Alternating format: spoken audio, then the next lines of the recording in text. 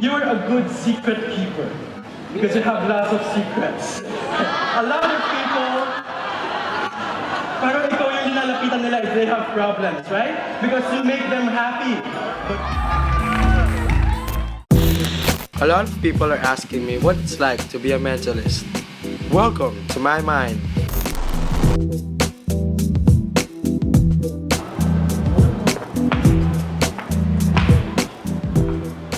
So hi, I'm Justin Piñon, the Mental Assassin, and as you can see, nag-umpisa na yung unang vlog ko.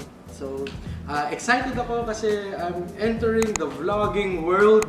So sana subaybayan niyo yung mga susunod pang vlogs. Pero ngayon, nandito tayo sa year-end party ng Coca-Cola. And sa mga kaibigan ko at mga kamag-anak ko, alam niyo kung gaano ka-importante sa akin ito. And everyday, pinapanaginipan ko, wini-wish ko na sana kunin naman ako ng Coke para bigyan naman nila ako ng supply.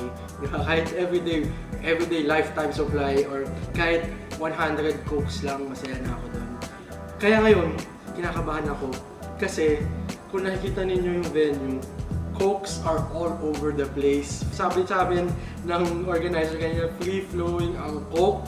So dito natin malalaman kung gaano karupok, kung magiging marupok ba ako, o magsistick ba ako sa tubig.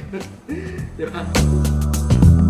Again, thank you very much for watching and enjoy the rest of the vlog.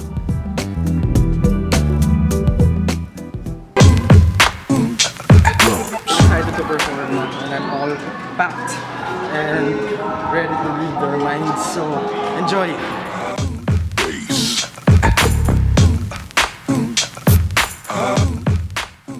He is the most sought after mind reader in the country and in Asia.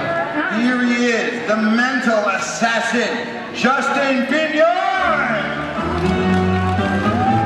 Good evening everyone, are you guys enjoying? Yes! Alright.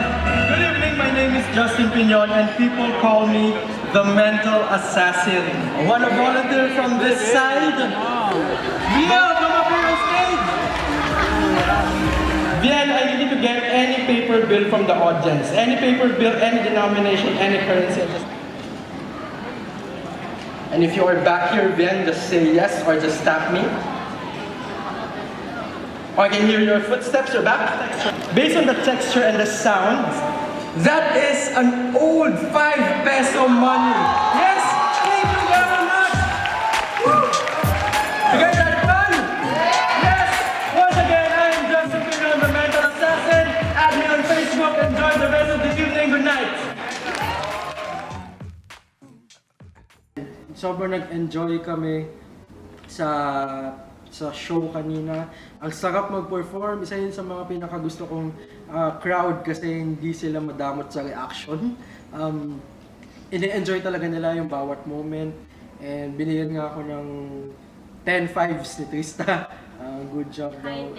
High 10 daw, high 10. So, isa yan sa mga critics ko talaga every show. So, kung natuwa siya, masaya din ako kasi basher ko yan.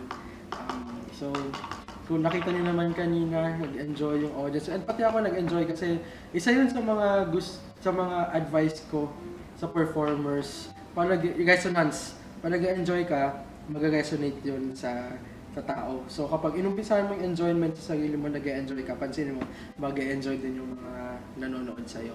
And with that, thank you very much again. And one last thing, your mind is next.